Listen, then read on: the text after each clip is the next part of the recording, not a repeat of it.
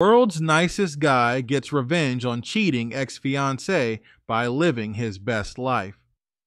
This is about a buddy of mine, the most decent guy you could ever be lucky enough to call a friend, and how he got nuclear revenge on his cheating ex-fiancée who dumped him for his best friend, all the while still being the most upstanding, greatest guy you can imagine.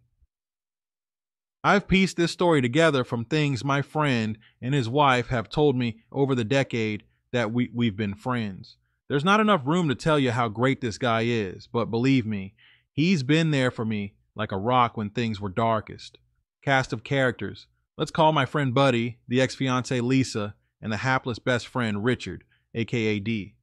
As you read this story, you have to always remember that Buddy is literally the greatest guy on the planet.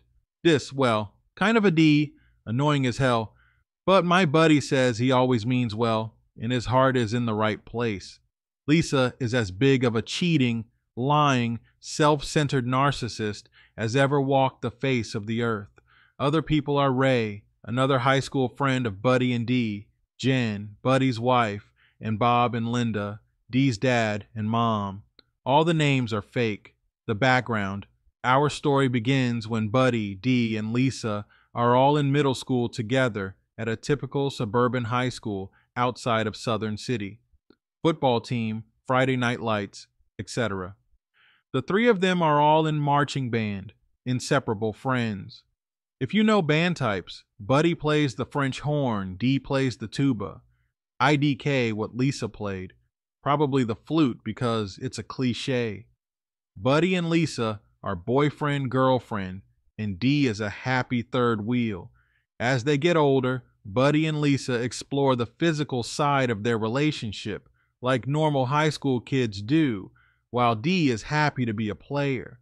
He's decent looking, so he has no problem getting action, and also occasionally makes use of the professional women in their town.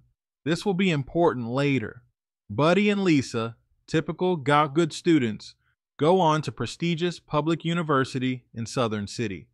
Dee drops out of high school, but, a self-taught programmer, winds up with a decent career in tech. Buddy graduates college early with honors and proposes to Lisa at his graduation dinner with a small diamond because he's put himself through school and that's all he can afford. She accepts. Buddy gets a job at fancy consulting firm in prestigious city. Lisa finishes college back home in Southern City.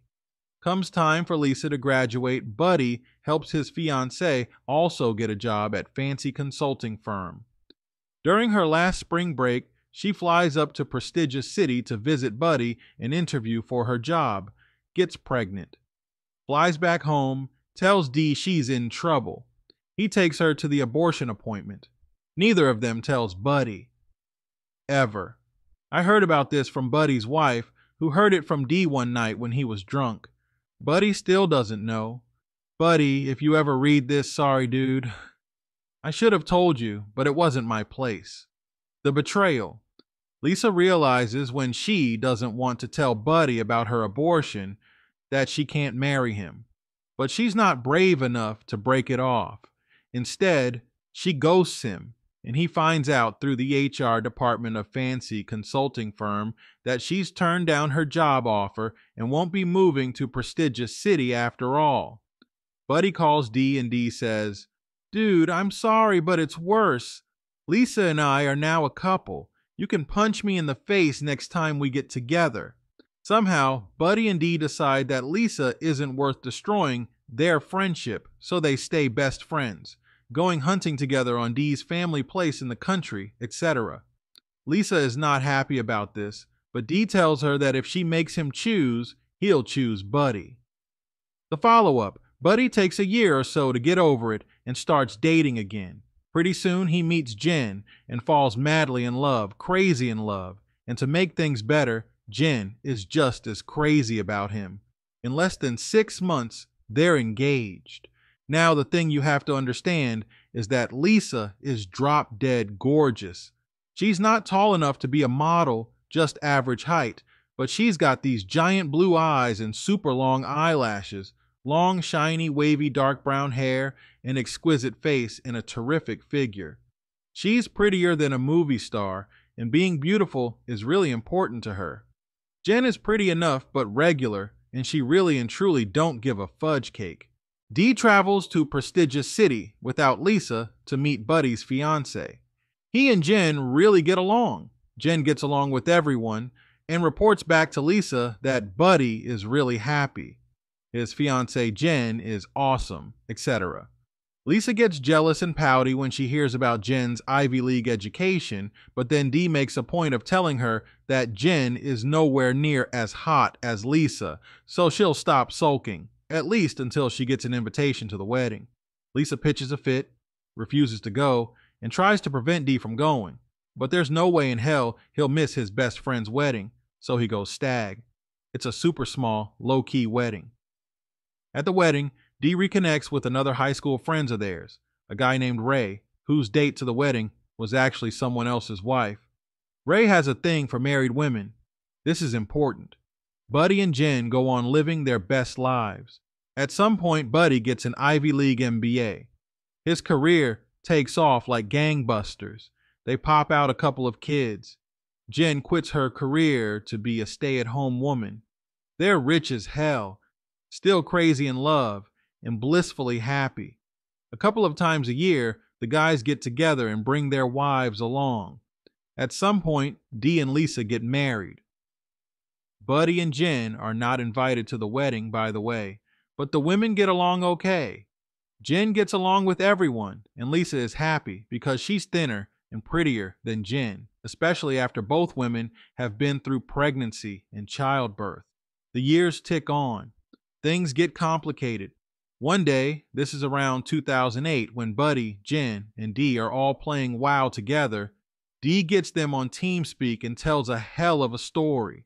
Dee and Lisa have continued to hang out with Ray, their high school friend who has a thing for married women.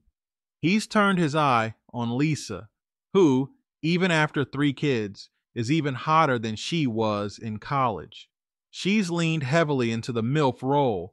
Meanwhile, Dee has had enough of her nonsense.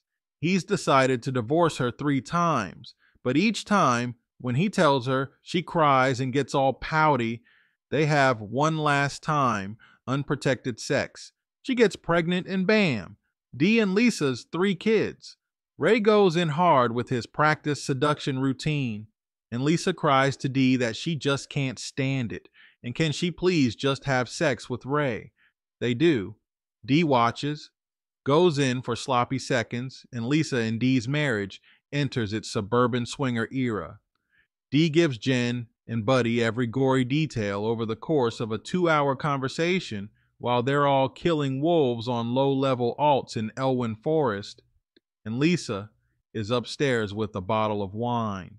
It's obvious during their next visit that Dee wants to join in sexy fun times with Buddy and Jen, but they're not into that, and after an awkward 5 minutes, things go back to normal. The kids all play together, the women make small talk, and Buddy and Dee hang out together doing the normal things that guys do. Dee tells Buddy that the reason they're into swinging is that he gets off on watching Lisa being degraded, and Lisa gets off on making Dee feel like he isn't man enough for her. This marriage is not happy, but Dee wants to stay married because Lisa is hot as hell. She's got a solid career, and he's a mid-level tech guy with a GED who works from home while he takes care of 3 kids, so he'll never be able to do better. Things get worse. Dee calls Buddy to chat. His marriage has gone to hell. Lisa has, in her words, met the love of her life. She's moved on from Ray and from the swinging scene and is now having an affair with a guy from the accounting department at her job. She's staying out all night. She's ignoring the kids. Dee and Lisa take the kids on a swank vacation to try to focus on their family, and spends all her time crying because she misses her AP and she doesn't want to be there. She doesn't want a divorce because she knows she'll lose the kids. She's drunk all the time, and she doesn't want to have to pay Dee child support. She wants him to let her live whatever life she wants while he does all the cooking and cleaning and childcare and still brings in 50% of the household money. Lisa also will not shut the F up about how she could have married Buddy and been like Jen, a stay-at-home mom in a giant 5,000 square foot house with 6 bedrooms and a pool.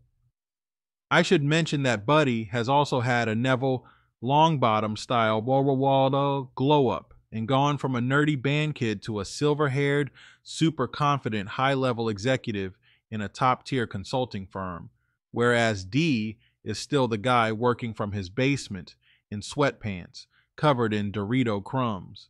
He has been working on himself, but there's no way he can compete in Lisa's eyes, although both Buddy and Jen tell me about D's great qualities. Lisa is jealous, hopping mad, and she blames D. Dude, trust me, I know, she is bad news. Leave her, Buddy tells his friend. It is the last conversation they will ever have. Holy crap, this is terrible. Buddy gets a call at work one afternoon. It's Bob, Dee's dad. Dee got drunk, woke up Lisa at 3 a.m., told her that he'd never loved her, that she'd never been enough of a woman for him, that he'd been visiting prostitutes during most of their marriage, and that he hoped she would go to hell. Then he blew his brains out in such a way that the splatter went all over her and all over the bed. When the ambulance got there, she was hysterical, sitting on the curb outside the house, screaming over and over again, "Kill me too! It's all my fault! It's all my fault!" Later, Bob would call Buddy to tell him that Lisa specifically says he is not welcome at the funeral. Bob and Linda, Dee's parents, step in to take care of the 3 little kids, who did nothing wrong and do not deserve this, while Lisa does nothing but work and drink. The coup de grace. About a year later, Buddy flies to Southern City to put flowers on Dee's grave and visit with Dee's parents, Bob and Linda. Bob is still in shock, but he and Linda have taken Lisa in as a daughter. Lisa's mom is dead, and she's NC with her dad and stepmom to try and help her through this as much as they can. Why did Lisa say it was all her fault? And why did she ban you from the funeral? Bob asks. Buddy, what don't I know? What's the rest of the story? Why did Dee do it? The moment of ultimate revenge. Buddy thinks for a minute and decides that it will help Bob and Linda to understand the tragedy that happened to their son if they know the full story. So, he tells them everything. Bob and Linda have continued to do everything for the 3 kids, and they continue to treat Lisa well because that is best for the children, but the clock is ticking. Lisa's remarried now. When the kids are old enough, Bob and Linda will tell them the whole story. The youngest kid will be 18 soon. Buddy is still grieving over his friend. Summary. What did Buddy do to get revenge on his cheating ex-fiancée? Stayed friends with the guy who stole her, letting her know how important she was to him versus the friendship. Moved on and married someone smarter, nicer, and less pretty, letting her know how important her best quality, only good thing about her, was to him. Had a hell of a successful career, causing her much jealous anguish. Had a massive glow up between 30 and 40, causing her much jealous anguish. Had a terrific marriage, causing her much jealous anguish, and also letting her know that the problem in their relationship was not him. Respected her boundaries when she uninvited him to his best friend's funeral, causing best friend's dad to ask the fateful question that, in my opinion, ticks this over from karma to nuclear. Proof that living well is indeed the best revenge. Sucks about D though. Buddy says he was the kind of guy who would come to your house when all hell broke loose, clean your fridge, and make a 5-star dinner with whatever he could find. Nuclear vengeance wasn't worth the cost. I wish I had known him. Let's see comments. Wild ride and implied nuclear revenge in the future via intergenerational revenge. He was a bad guy. He started dating his BFF fiancée while she just ghosted him out of the blue without explanation. Yeah, Dee is definitely a jerk for cheating with Lisa behind Buddy's back, but the fact Buddy forgave him and was willing to save and keep the relationship, and Dick would choose their friendship over Lisa, both speak volumes more. The biggest jerk, however, is Lisa, for she tried to destroy Buddy and tragically destroyed Dee Dee's parents, should kick her to the curb, and she should just die alone. I'm not really seeing any revenge here. Lisa got pregnant, got frostbite level cold feet, and flaked. Not the most mature reaction, but both parties clearly moved on. Dick started dating his buddy's ex, violation of the bro code, but both parties clearly moved on. Lisa slowly grinds the lives of her family into pulp, culminating in the death of Dee. Freaking awful, but it doesn't sound like she's going to have to face the music anytime soon. I doubt she had much of a relationship with her kids now, so it won't affect her much when they move out at 18. It sounds like she did Buddy a favor when she walked, but offing his friend for not living up to her expectations isn't revenge.